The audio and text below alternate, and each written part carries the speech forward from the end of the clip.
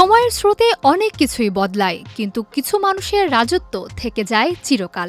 রূপালী পর্দার আলো ছায়ায় তিনি যখনই হেঁটে আসেন প্রেক্ষাগৃহে, তখনই শুরু হয় অন্য এক উন্মাদনা।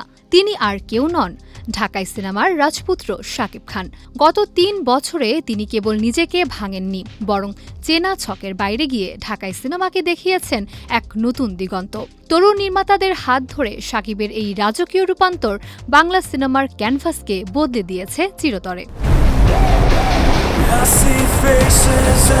এই নতুন যাত্রার শাকিবের প্রথম বড় ম্যাজিক ছিল ২০২৩ সালের প্রিয়তমা সিনেমা। হিমেল আশরাফ পরিচালিত এই ছবিতে মেগাস্টারের ৮০ বছর বয়সী বৃদ্ধের লুক আর চোখের জল দর্শককে এক লোহময় স্তব্ধ করে দিয়েছিল। বিশ্বজুড়ে প্রায় ৪৪ কোটি টাকার ব্যবসা করে সিনেমাটি এক নতুন ইতিহাস লেখে।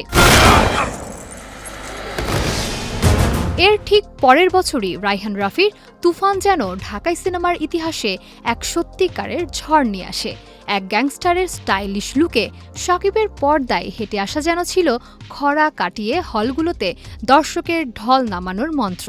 বিশ্বজুড়ে প্রায় ৫৬ কোটি টাকার ব্যবসা করে ছবিটি ঢাকাই সিনেমার শক্তি প্রমাণ করে। একই বছর রাজকুমার ছবিতে এক আবেগঘন যুবকের চরিত্রে অভিনয় করে শাকিব উপহার দেন ২৬ কোটি টাকার ব্যবসা। আর ২০২৫ সালে এসে মেহেদী হাসান হৃদয়ের অ্যাকশন থ্রিলার বরবাদ শাকিব খানকে নিয়ে যায় এক আন্তর্জাতিক উচ্চতায়। মারকাটারি অ্যাকশন আর দুর্ধর্ষ লোকে সমৃদ্ধ এই ছবিটি বিশ্বজুড়ে প্রায় ৭৫ কোটি টাকার রেকর্ড ব্যবসা করে। গত ৩ বছরে এই খতিয়ান কেবল কিছু সংখ্যার হিসাব নয়, এটি শাকিব খানের এক রাজকীয় মেকওভারের গল্প আর লুক নিয়ে তার এই সাহসী পরীক্ষা নিরীক্ষাই আজ বাংলা সিনেমাকে বিশ্বের দরবারে এক নতুন স্বর্ণযুগের মুখোমুখি দাঁড় করিয়েছে।